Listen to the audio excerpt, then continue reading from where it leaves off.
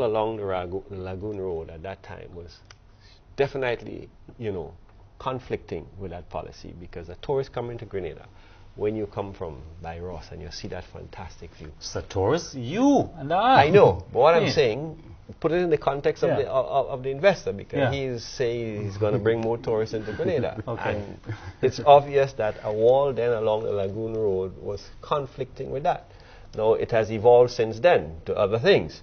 But it was in that context I first raised the issue, and nobody in Parliament as a senator, you were all raised shocked, this, and I don't think at that time this present investor was anywhere in the mix. It was more than 2 years ago.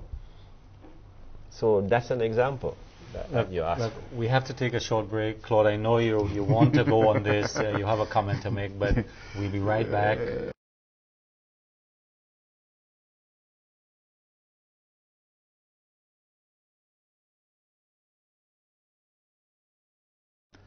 Welcome back. Claude, before the break, Senator Moses, I'll give you Senator, a senatorial title now, Aaron, was making the point, his comments at the Senate on what he's seen on the pool plan on the website.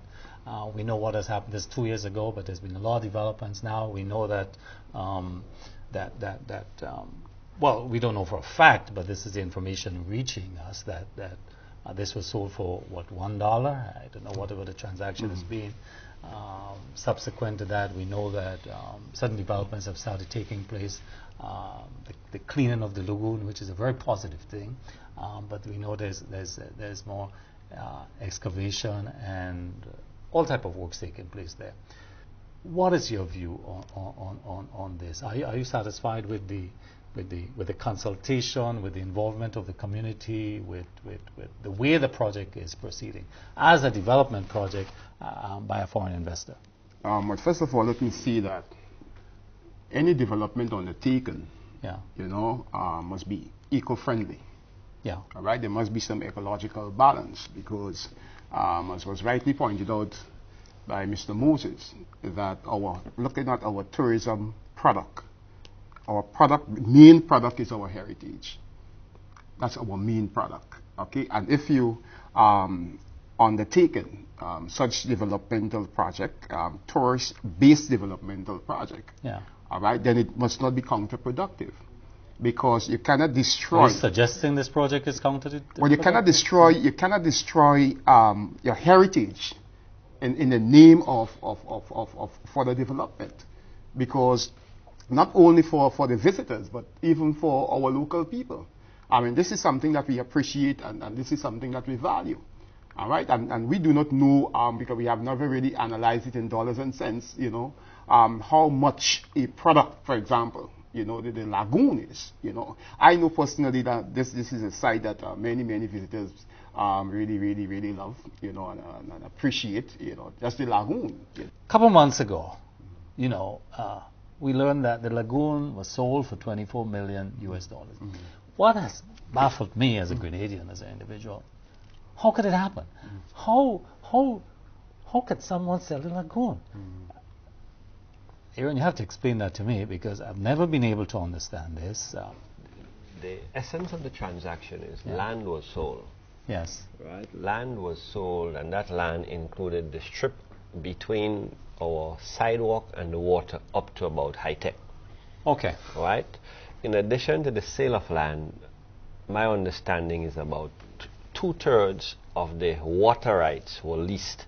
So the portion of water close to the shore, 2/3 of that was leased to the developer. So in addition to the sale of land, water was leased. Okay? Okay. So that portion of land bordering as well as the water rights were sold to an investor. Okay, you can sell lease property. Right? Yes, you can sell lease property, exactly. and if that lease property is... So in essence, that is what has happened. So the fact is that if that is leased to a private individual, it is no longer available to the public. Yes. It's now the property of that... Private ownership. Yes, of that developer. To do as okay, their but project... But here you're making $24 million US dollars. Why can the Treasury get some of that money? What has happened? What has transpired? Help me. Yeah. Now, political leaders, governments find Yeah. themselves with a dilemma of how do I provide economic opportunities, which is very challenging and determining. So, number of options. One is to attract foreign investors, sometimes urged by former failures. Leaders can go overboard, governments can go overboard, and genuflect and advance more than necessary to attract certain investors. At the same token, you have some very aggressive, experienced investors who are pushing to get as much as they could. And we will articulate nothing wrong with that. The government need to understand and protect the interests of your country and to gain as much as possible. So it's a negotiated settlement. Whether in fact the right skills is being brought to bear as you sit to negotiate, I'm doubtful about that. Even from a resource base, because there are many instances where these investors have more resources than you are. I've been told that in a former negotiation with an investor, you had 3 on the government side and 29 on the investor side, with varying range of skills and expertise. So when you put yourself at a disadvantage, and you do not include your technical staff, competent people, and you attempt to negotiate by yourself, we run the risk of making those major errors and blunders. Look, time is running again, gentlemen. I mean, I recognize we are now touching this subject, but Claude, any final word on this issue? I know we have not dealt with other projects. I mean, but the reason why we're focusing on this is because it's glaring. It's right there before us. Any final comments? What I must say is that notwithstanding our economic vulnerability, we must exercise due care. We must scrape the bottom of the barrel in our negotiation processes to ensure that those who are coming, understanding, and what we are offering to them basically would be of benefit to the Grenadian people. Because if we do not take these things into consideration and guard against certain things, basically what we'll be doing is that we'll be listing out or selling out our children's future. Children's future. 15 seconds. I think we need to be pragmatic about our economic possibilities. We need to better appreciate and understand what our potential competitive advantages are. And we need to bring our experience, managerial and professional skills to bear when we sit and negotiate. So you're saying we need the foreign investor, we need to sit with them and to ensure do we that have the resources here? Do we have the resources here, human resources here, to do better? I certainly think so. You believe so.